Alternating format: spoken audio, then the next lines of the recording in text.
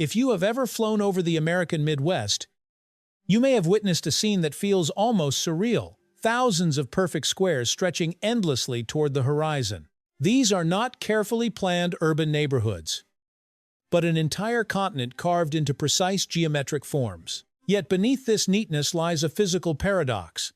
Earth is a sphere, and in spherical geometry, no perfectly flat square grid can cover a curved surface without distortion. Try wrapping a flat mesh around an orange. The pattern will either tear or overlap. So how did the United States maintain roads that run straight for hundreds of miles? The answer lies in a bold 18th century decision every 24 miles.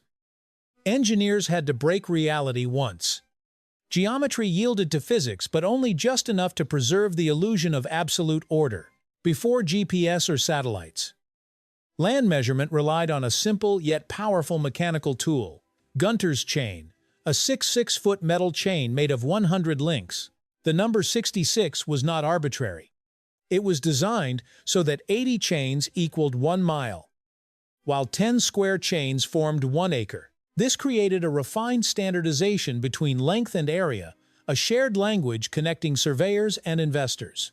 Instead of abstract units, people used a tangible object to slice a continent as if it were a cake. 2 surveyors held each end of the chain, pulled it taut, drove a stake, and repeated the process thousands of times. Every placement of the chain was a declaration that space itself could be divided and quantified. At its core, this was the first step towards standardization. Once every piece of land could be measured with the same base unit, it became mathematically equivalent. And when things become equivalent, they can be traded like commodities. That chain did more than measure distance.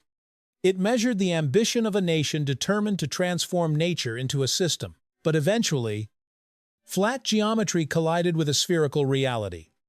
On a flat plane, parallel lines never meet.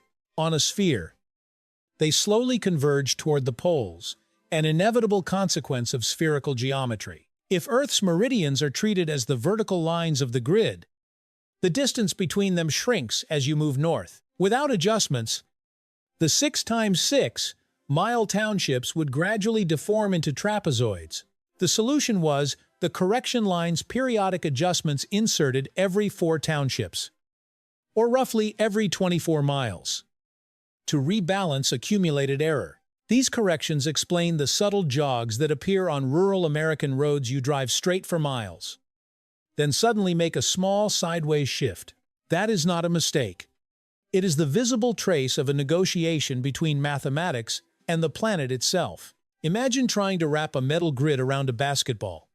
You can keep it flat over a small area, but as you expand, you must cut and reconnect it. The tiny jogs in American roads are the seams where the grid was stitched back together to preserve its squares.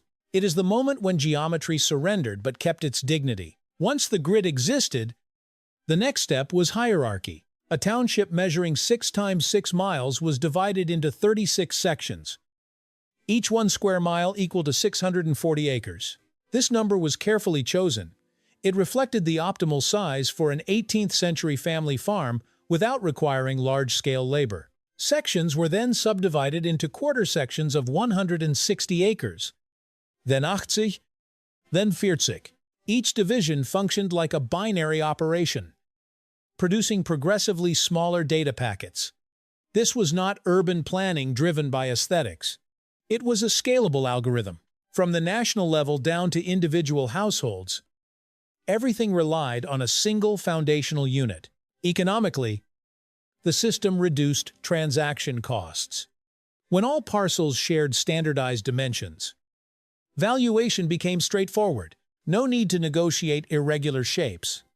A section in Ohio was geometrically identical to a section in Kansas. In an era when data was recorded with ink and paper, this grid anticipated the logic of modern databases. Every square acted like a record. Every coordinate functioned as an ID. In a sense, America was built like a gigantic spreadsheet, where nature itself became cells that could be bought and sold. But geometric order always carries a price. This system was largely blind to topography. It sliced through rivers, divided valleys, and ignored hills. People stopped following the flow of water. Instead, they followed Cartesian logic, the logic of X and Y axes. The consequences were tangible. Fields were sometimes split by administrative borders. Straight roads cut across landscapes that might otherwise have been preserved. In many cases, ignoring terrain led to higher infrastructure costs, soil erosion, and ecological conflict. Yet, paradoxically, this very unnaturalness created a stable foundation for large-scale industrial agriculture and development. Machinery operates more efficiently on square fields.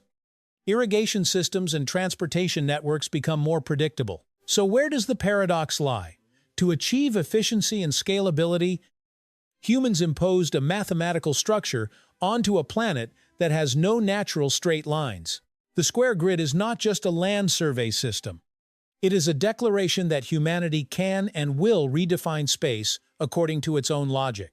And every time you make a subtle turn on a road that seems perfectly straight, it serves as a reminder. Absolute order always requires a small crack to survive.